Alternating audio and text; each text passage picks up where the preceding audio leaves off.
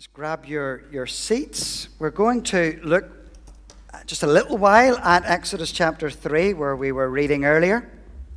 And it is one of those classic examples of someone meeting God, and yet meeting God in a situation whereby I don't imagine that Moses, when he got up, did expect to meet God on this occasion. It was probably just like any other day. He was going through his normal routine. He was going out into the wilderness to look after his sheep. It wasn't that suddenly at breakfast time that morning an angel appeared to him and sort of gave him some sort of sense of advance warning that God was going to intervene and do something in that day. So there were certainly no hints, no premonitions, and no signs that might alert Moses to this life change that was going to come up into his life. And so it was just an ordinary day. The sun rose, the sheep were out grazing, and Moses struck off 14,600th day looking after his father-in-law's sheep.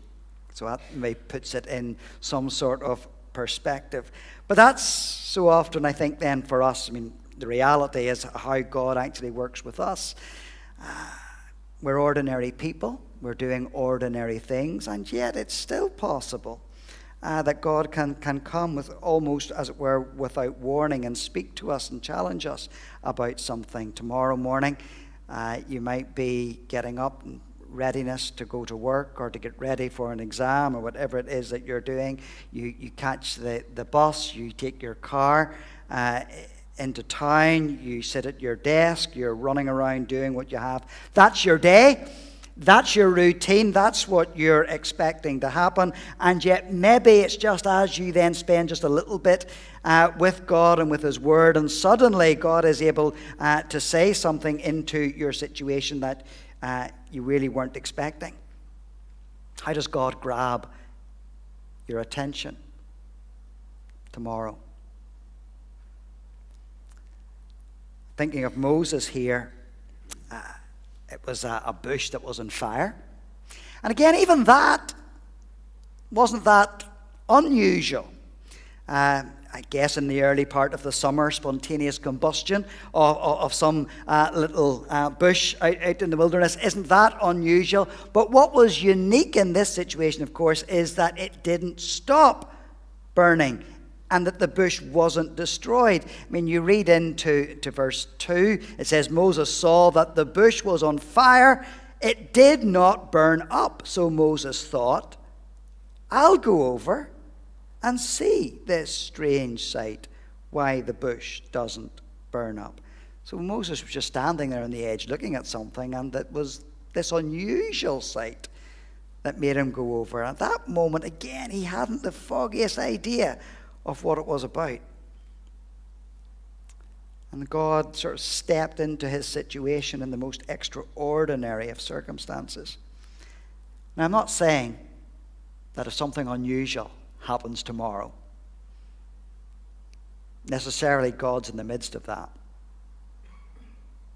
But we do need to be open to the possibility that God could be trying to tap upon our shoulders, grab our attention. I mean, there are some of us who have gone through situations like that. There are some that are really quite striking. Maybe some stories that you have heard. I remember in one situation, I mean, it was something that happened a long, long time ago. It was actually during the war. And it was someone sheltering from the Blitz here in Belfast. And in the shelter into which they had gone, a whole crowd of people had gone into it, and yet there was only one person who walked out of it. And it was that man who was relating the story, obviously, that if this has happened to me, and my immediate reaction is, why me? Why am I left? What is God doing in my life? What am I supposed to do in response to all of that? And it's possible that God can do that God can do something spectacular. It's also, of course, just a reminder to all of us that even if tomorrow's not spectacular and that nothing out of the ordinary happens, is that still God is there, and that God is still speaking, and that God is still guiding, and that God is still leading, and He's there for you. But as I think about this passage, and just drawing out maybe a couple of very simple things, as I read this story, I think one of the things that we're meant to learn is that God's holy. You don't trifle with him. He's significant. He's powerful. And how different that is from the average person thinking about God today. I mean, even for those of us in church at times, never mind the people outside of us who've certainly got no time for God and the climate in which we live and when we work and with all those different thoughts that are out there. And then you may have some people who might be thinking, well, I tried God for a little while. He didn't give me what I wanted, so I just gave up on it. And that attitude can pervade in churches as well. God doesn't give me exactly what I want. I'm just going to get up and move away and do my own thing. And yet God doesn't need to do that. God is different, significantly other than us.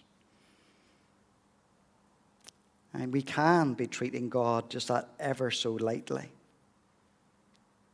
When God rebukes us, when God challenges us, we might put it to one side, and yet God is holy.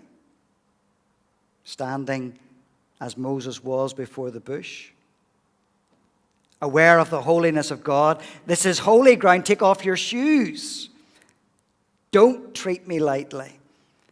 And going back to our friend who was here today when the C.S. Lewis Institute, and thinking, again, that classic line from Narnia, and just wondering what Aslan is going to be like, and the kids are asking Mrs. Beaver, and they're frightened and they're worried. And the children ask, "Is he safe?" To which she, of course, replies, "Of course he's not safe. Who ever said he was safe? But he is good." And that's the significant bit, isn't it? Whatever God has in store for us, he's significant. It's holy. We take him seriously. We don't treat him casually. And this God may have something to say very soon, of something of significance for you. And if God is a holy God, and that's what Moses learned, God's also a rescuing God, a saving God. That's the challenge that Moses was to carry out. Into verse 7 and 8, the Lord said, "I have indeed seen the misery of my people in Egypt. I have heard them crying out because of their slave drivers, and I am concerned about their suffering. So I have come down to rescue them from the hand of the Egyptian, and to bring them up out of that land into a good and spacious land, a land flowing with milk and honey." And that's the storyline of the Bible. That's what Exodus is all about. Exodus is literally departure, the rescue of the God's people out of that land. And that was the grand story that Moses has now been caught up in. And that's the whole story of the Bible itself. And then, of course, that it culminates for us in Jesus. And that Jesus is the one who's able to bring about that rescue. And we thank God that he is able to save us and that he's able to rescue us. And so this morning, again, when we had a couple of people up at the front and being baptized, we've got that sense, this is what has happened in my life, and I'm not afraid to tell other people about that. And so that this God is one who saves. And we want to thank God, of course, for that. And if God is God who is holy, he is significant, he's other than us. God is a God who saves, and we want to pray. And at the end of the day, what our young people are involved in over the summer period, and they're taking that message and they're going out in God's name, and they're sharing that gospel message that they want others to know about Jesus. We do that in our own holiday Bible club. We do that week in, week out in what we're doing in church. And yet, even the very last thought as well, as God speaks to Moses, verse 10. And while the story goes on, and of course Moses is diffident because Moses isn't sure and he doesn't want to go and he thinks he's not a great speaker. And he says, I haven't got, in effect, I haven't got the gifts for any of that. And we all think like that. And yet the word in verse 10, so now go. I am sending you to Pharaoh to bring my people, the Israelites, out of Egypt. And the joy and the wonder that God invites us to be part of this grand story and that we have a role in all of this. And tonight we have been thinking about many of our young people who will be doing this, but it's not simply our young people. It's whoever you are, wherever you are, what you're doing tomorrow, whatever circumstance, the people that you meet, you have the opportunity of presenting our God, our wonderful, saving God. And that's the joy and that's the story that we're brought into as well. And it is a wonder and it is a joy.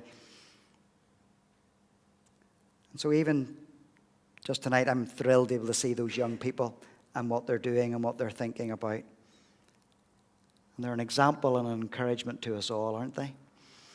And so we have already prayed for them. I'll not do that again, but to encourage you to pray for them over the summer period.